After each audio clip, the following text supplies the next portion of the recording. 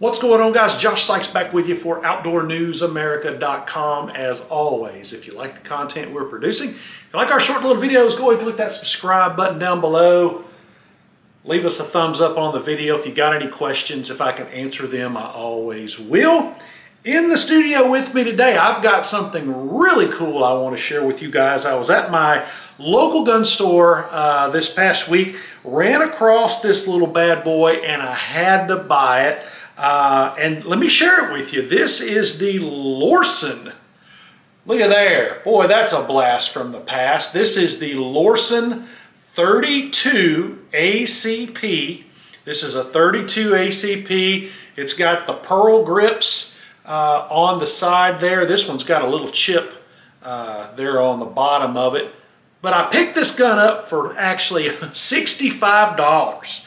And I was proud to pay it. The magazine on this thing, the release is there on the bottom. I'll see if you can see that there. But you simply push that right there, push this back, and that's what releases the magazine. It's got a very stiff slide on it. Let's talk about this for a little bit. I want to give you a little bit of history. You may see some of these guns out and about. They are commonly referred to as the Saturday Night Special.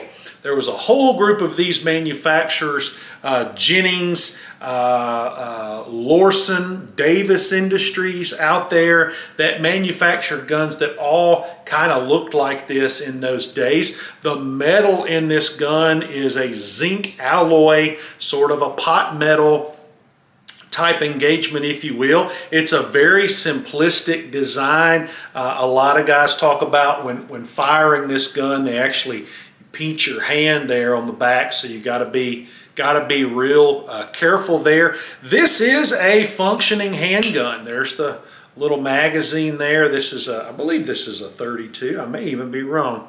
No, excuse me, this is a 25. It's not a 32. Like I said, I just bought this thing. I was not that interested in the caliber. I bought it for nostalgic reasons. It's a gun that I plan to put on the shelf and just have a little talking piece there. Not something I plan to carry in any way, shape, or form. But I wanted to talk with you about this a little bit because there are a lot of these guns still floating around. There's the Raven 25 that was popular in the 70s and the 80s. You could pick these guns up in pawn shops all across the United States. Can probably still find a lot of the Cobra Enterprises of Utah's and the maybe even some Lorcin still floating around out there. This is a 25 ACP. A lot of people talk, well, 25 ACP don't do a lot of damage. Bull butter. I don't want to get shot with a 25 ACP. I don't want to get shot with anything. These guns have killed plenty of people. So they were very popular back then just because the price point was so low. They were involved in a lot of crime just because the price point was so low. Now, I'm not one to say because a handgun's price is low that it should be outlawed. I think, you know, there are low-priced handguns, there are high-priced handguns. People should be able to purchase what they can afford to defend themselves. And there's a lot of people that used the Lorcin 25, the Raven 25 to defend themselves, and they still do to this day.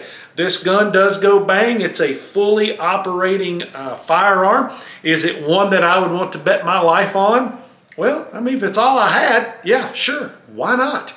It does have a load indicator there on the back of that. Just a real nostalgic handgun. I would love to hear from you guys. If you have any of these handguns, the sight is machined into the slide there. I just thought this was really cool. You kind of see the Lorcin name there on the slide. Just something really cool. I wanted to share it with you guys. I hope you've enjoyed this. I hope you enjoy seeing my little Lorcin as much as I was excited to find it. I'd love to find me some replacement pearl grips there to go on that. But yeah, just something cool I wanted to share with you guys. I'm going to enjoy this little gun. If you find you one, pick it up. I think you will too. Until next time, we'll talk to you soon.